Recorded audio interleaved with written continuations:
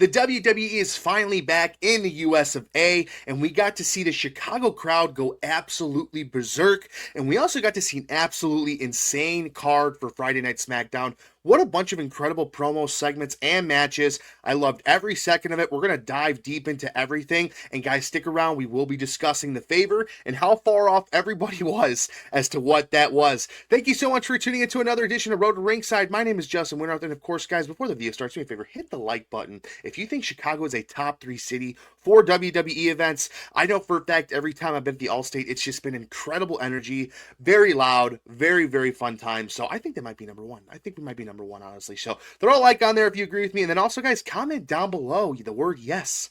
If you want to see CM Punk win at WrestleMania 41, I know I do.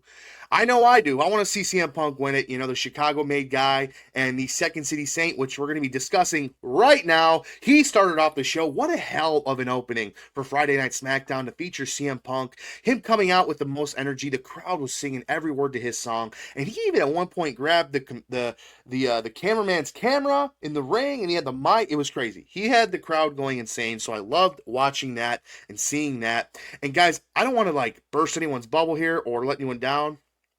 CM Punk is now officially the number one guy in the company.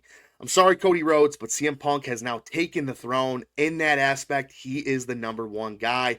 And I wrote this last bullet point here before the show ended. I wanted to get a head start in the video. We're going to be discussing that bullet point later in the video. But I guess I predicted it correctly, but it just only took me, 2 weeks to do so. So, all right, moving on. Rey Fenix made his WWE debut, and I thought his theme song was going to suck and get Def Rebelled.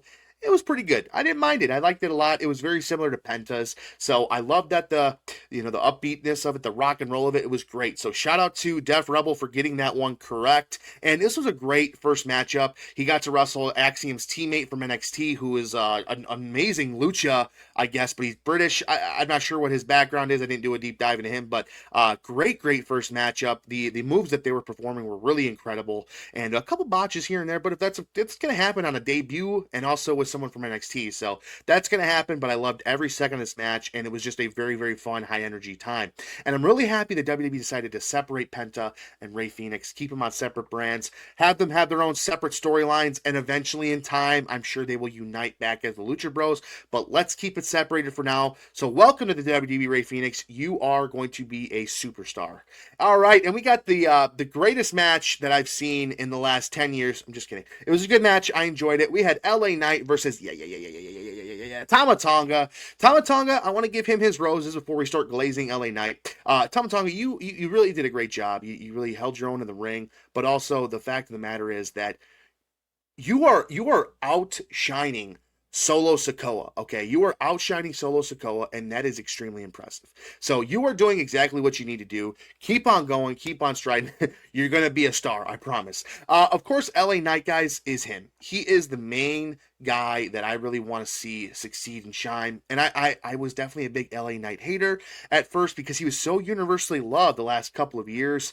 And you couldn't go anywhere without, people saying, yeah, and I was just getting so tired of it. But ultimately, I really, really enjoy LA Knight now, and I think that they missed their opportunity to really capitalize on him being over. But, if he keeps doing the things he's doing now, he's going to be over, and no one can deny it. So will Solo Sikoa insert himself in this WrestleMania 41 feud with LA Knight? And we'll talk about Jacob Fatu shortly. But is he going to insert himself in this somehow? Not really sure. I hope that doesn't happen. I definitely don't want to see that. And of course, is there hope for LA Knight to get a title shot, such as the WWE heavyweight title that's on the Raw brand? I don't think he's quite ready for an undisputed. I don't think he's at that level. But definitely, I think he can, go for the Raw brand title. And I think he's got it. I don't know. I think he's got it 100%. And especially with his aura recently. And then, honestly, the only way they're going to be able to do that is if they put him over at WrestleMania and he defeats Jacob Fatu. So let me know what you guys think about that. I hope that happens sometime down the road, but not too long. And let's move on to the absolute messiest segment that I've ever witnessed in my whole entire life. And this wasn't intentionally messy. This got messy because... Oh my God. So we had the similar outfits, but different gals. And what I mean by that is that Charlotte Flair was getting booed out of the building. She literally had no idea what to say or what to do except laugh, because I don't think that she was expecting this. And honestly, guys, I don't want to I don't want to make Charlotte seem, vulnerable or whatever the case may be, because she was literally just on a talk show yesterday crying her eyes out. Okay. And of course, Tiffany Stratton brought up the divorce. She brought up some other crazy things, Ric Flair. I mean, goodness gracious, Tiffany Stratton just devoured Charlotte Flair, and I don't know exactly what to say about it other than, oh my God. And then Charlotte says that Ludwig Kaiser's in her DMs. I mean, guys, this got crazy. I honestly was shocked. I was shocked. My jaw was on the floor. And then, of course, with the crowd booing Charlotte, I couldn't believe what I was seeing.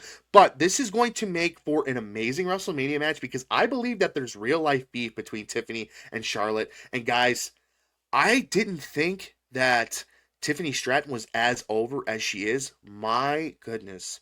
People love Tiffy time.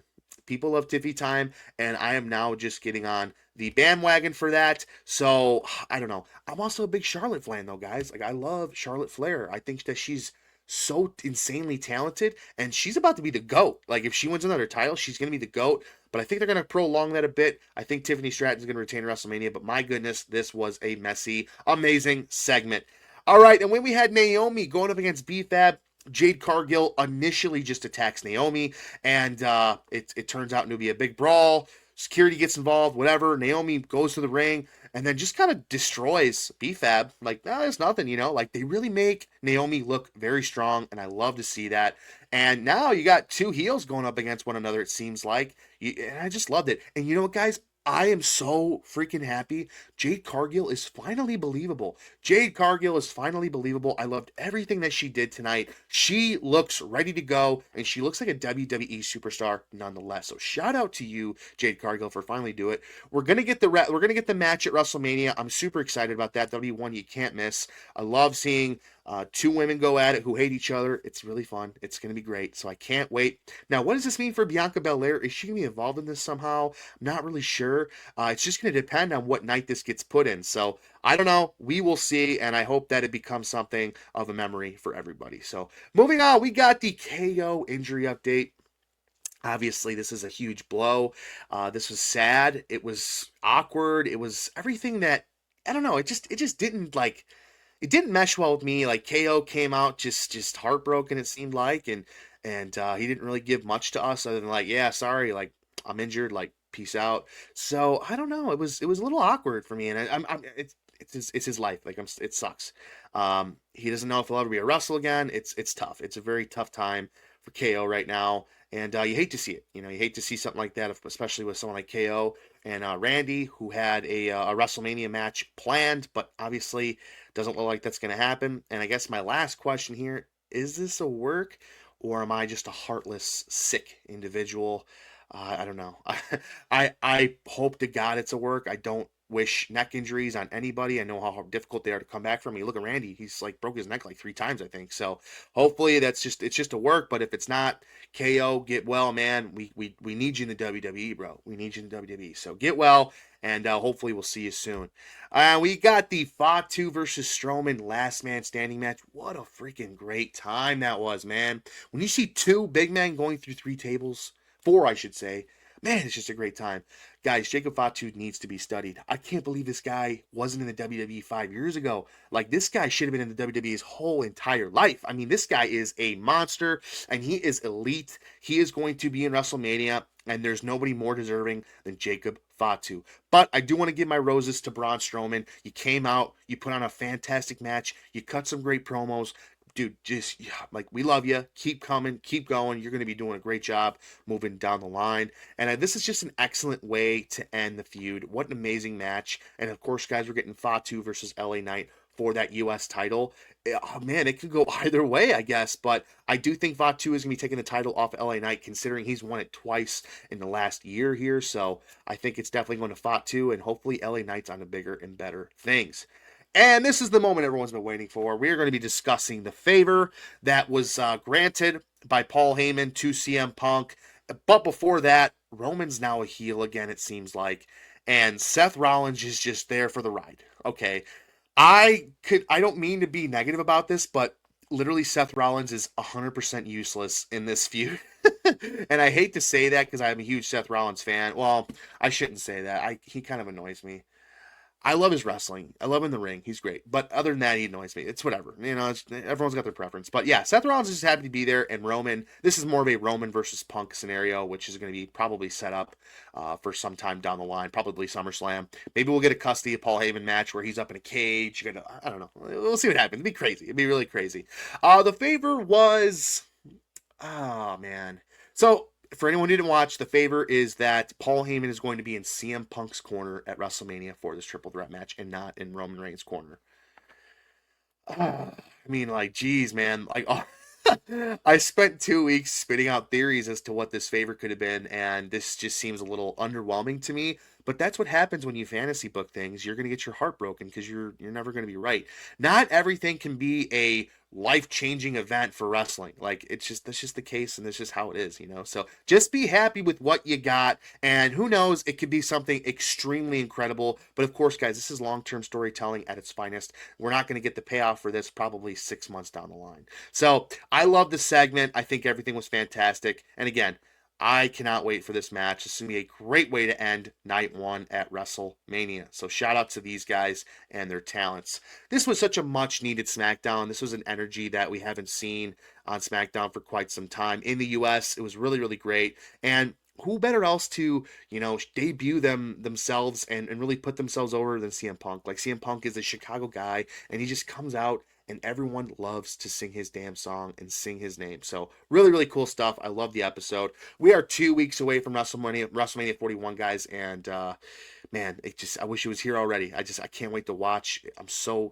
pumped, and it doesn't get much better than this. This is prime television. This is cinema. I know people hate when they call wrestling cinema, but like, dude, this is great storytelling. This is exactly what it is. I cannot wait for WrestleMania, and I give the ultimate 8.5 out of 10 for SmackDown tonight. Great freaking time.